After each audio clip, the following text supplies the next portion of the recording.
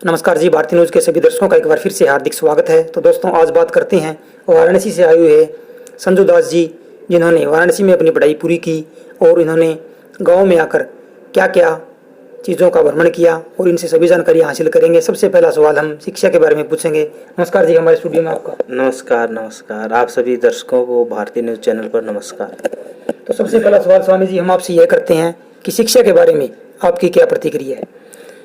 मानव जीवन में शिक्षा का विशेष स्थान है। मानव जीवन की सबसे प्रथम जो सीढ़ी है शिक्षा है। शिक्षा के बिना मानव जीवन जो है अधूरा है और शिक्षा के माध्यम से ही हम अपनी बुलंदियों को, अपनी ऊंचाइयों को शिक्षा के माध्यम से छू सकते हैं। लेकिन स्वामी जी, आजकल जिस प्रकार से प्राइवेट स्कूलों में बच्चों का जो रुझान है, उनके माता पिता का जो रुझान है वह ज़्यादा है, जबकि सरकारी स्कूलों में रुझान वह काफ़ी कम है। इसका क्या कारण है? प्राइवेट स्कूल में जो बच्चों का रुझान ज़्यादा है इसलिए क्योंकि प्राइवेट स्कूल में जो भी व्यवस्था है बहुत ज़्यादा व्यवस्था है और सरकारी स्कूल में जो व्यवस्था है बहुत ही कम है। इसलिए बच्चे के माता पिता का जो रुझान है वो प्राइवेट स्कूलों की तरफ ज़्यादा है।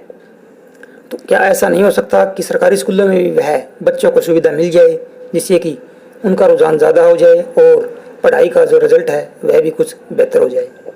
हाँ, ये हो सकता है कि सरकारी स्कूल की तरफ भी बच्चों का रुझान बढ़ेगा क्योंकि सरकारी स्कूल में व्यवस्था होने के साथ साथ शिक्षा का होना भी बहुत ज़रूरी है। शिक्षा के बिना तो जीवन अधूरा ही है।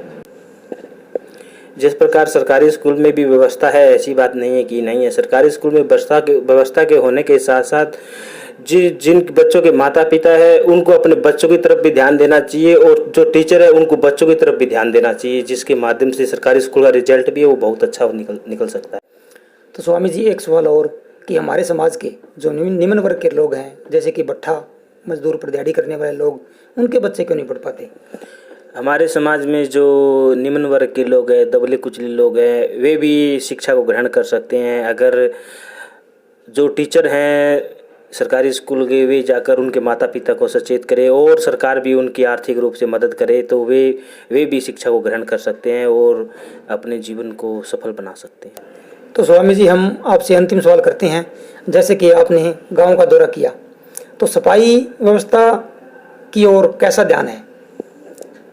हमने गांव में भ्रमण किया है, लेकिन जो जिस प्रकार से गांव की जो साफ सफाई होनी चाहिए वैसी सफाई यहाँ नहीं है क्योंकि नालियों में इतना गंदगी फैला हुआ है, इतना कूड़ा करकट भरा हुआ है कि नालियों में कचरा भरा रहता है और कचरा भरा रहने के कारण नालियों में अनेक प्रकार के कीड़े मकोड़े हैं और मच्छर वगैरह पैदा होते हैं, जिनसे इनके भय से चेचक, हैजा, मलेरिया जैसा रोग फैलने की संभावना है।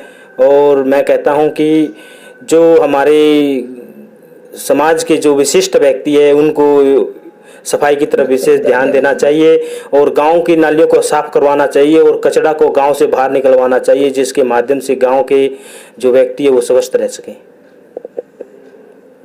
स्वामी जी, हमारे स्टूडियो में आने के लिए आपका बहुत बहुत धन्यवाद। धन्यवाद आप सब। तो जैसा कि आपने देखा कि ये संजू दास जी वाराणसी से आए हैं और उन्होंने अपना कीमती समय निकाल कर हमें दिया।